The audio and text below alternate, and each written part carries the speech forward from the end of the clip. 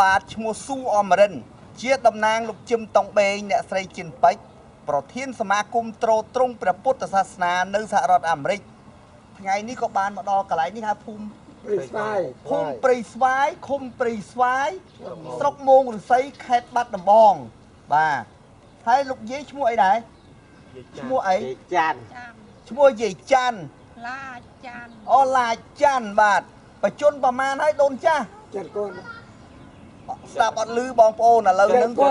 បាទគាត់និយាយថាឥឡូវហ្នឹងមិនអាចប្រស្រ័យតាក់ទងគ្នាមួយគាត់បានទេគាត់ធ្ងន់តិចស្ដាប់អត់ឮទេអញ្ចឹងថ្ងៃនេះសមាគមត្រួតត្រងពុទ្ធសាសនាសូមជូនអំណោយដល់លោកយាយនៅអង្គរមួយការ៉ុងនិងទឹកស្អ៊ីមួយយួរបាទក្នុងនោះដែរក៏មានពុទ្ធបរិស័ទខ្មែរនៅឯនេះសមុទ្រដែលបានចូលជាបច្ច័យសម្រាប់ឲ្យខ្ញុំចែកជាទានហ្នឹងគឺគ្រប់ទីកន្លែងទាំងអស់មិនមែនសម្រាប់តែមួយគ្រួសារទេ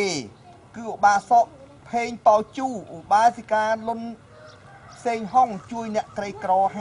$50ឧបាសិកាអោកយាមឧទ្ទិសចំពោះឧបាសិកាអ៊ូរ៉ាន់ដែលទើបតែចែកឋានទៅកាន់វរៈលោកខាងមុខកាលពីពេលថ្មីនេះចំនួន$100ឧបាសកខំញានឧបាសិកាឡុងសុកជួយអ្នកក្រីក្រ$100អ្នកស្រីសួនរ៉ាត់និងលោកឈិនឈូកជួយអ្នកក្រីក្រ$20អ្នកស្រីសួនមឿយនិងនីហ៊ានជួយអ្នកក្រីក្រ$40អៀងប៊ុនឋានព្រមទាំងកូនចៅជួយអ្នកក្រីក្រ$20ឃើញតែឈ្មោះនាមបងប្អូនហ្នឹងខ្ញុំបានទទួលហើយណាបងប្អូនដែលបានចូលតាមរយៈលោកជឹមតុងបេងអ្នកស្រីជិនពេជ្រហើយខ្ញុំបានបែងជាអំណោយនេះហើយអញ្ចឹងសូមជូនដល់លោកយាយណាយាយណាបាទសូមឲ្យលោកយាយហើយរាល់ថ្ងៃហ្នឹងរស់នៅតែម្នាក់ឯងទេ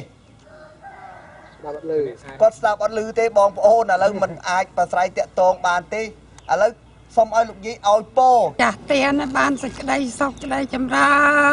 នអរគុណច្រើនសบายចិត្តទេសบายអូខ្លាំងទេអូច្រើនប៉ុណ្ណឹងហូបបានមួយខែទេអង្គប៉ុណ្ណឹងប៉ុណ្ណឹងហូបបានមួយខែទេបានហ៎បាទអរគុណច្រើនអរគុណដល់ម្ចាស់ទៀនចាឲ្យម្ចាស់ទៀនរួចផុតចាកទុកបានមគ្គផលបាទអរគុណខ្លាំងណាស់ខ្ញុំអត់ដែលបានអ្នកណាឲ្យទៀនទេទឹមតែបានម្ដងហ្នឹងទឹមបានម្ដងអូបាន2ដងបាទអញ្ចឹងសូមបងប្អូនពុទ្ធបរិស័ទទាំងអស់ត្រេកអរអនុមោទនាថាឥឡូវនេះខ្ញុំបាននាំយកទៀនមកដល់